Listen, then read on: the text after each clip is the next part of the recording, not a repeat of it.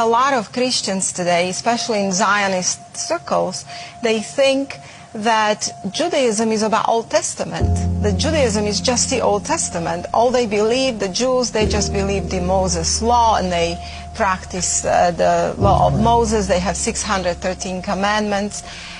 Most of these Christians are not familiar with the Talmud, Zohar, and Kabbalah, and where this 613 mitzvot comes from and what they're all about. So I started to study what they're about and what the Talmud teaches, and I noticed that there is actually a plan, there is a plot, and that's a plot against Christianity. Let me bring you one of the books here, The Secret Doctrine in Israel by Waiti. And what it explains is the basically secret doctrine of the Zohar, what is behind Zohar, and you have to understand that the soul of the Talmud is Zohar, and the soul of Zohar is Kabbalah. But in this particular book, I just want to read you a little bit what got me understanding what the plot is against Christianity. It says here, according to the Midrash Talpigoth, the Messiah will bring eternal peace, which of course was understood by the Israelites as peace for Israel, plus that which may follow extermination for all who did not enter by conversion into the house of Jacob.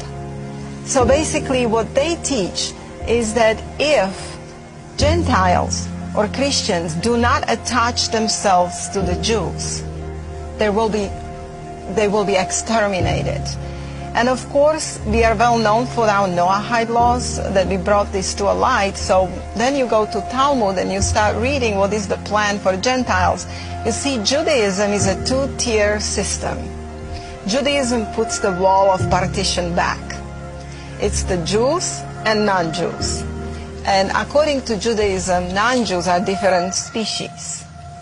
Now, they are building their own kingdom. It's the Jewish earthly kingdom with headquarters in Jerusalem, where their AI Messiah will be, and they're going to rule the world through the law. You know, it will be international, one law, one religion, basically, Luciferian religion.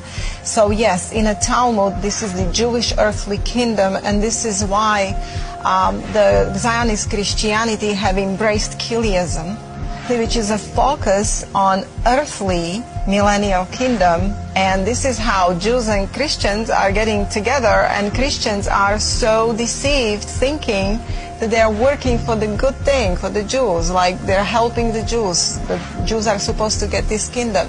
Yet this is Zoharic doctrine, and it does not have good intention. As I said, that they want to rule the world, they want to get Gentile riches, and they want to rule the Gentiles. They don't consider Gentiles fully human beings. And in fact, as an end game, they have this strange doctrine, Adam Kadmon doctrine, which Adam Kadmon originally was, according to Zohar and Talmud, he was androgynous.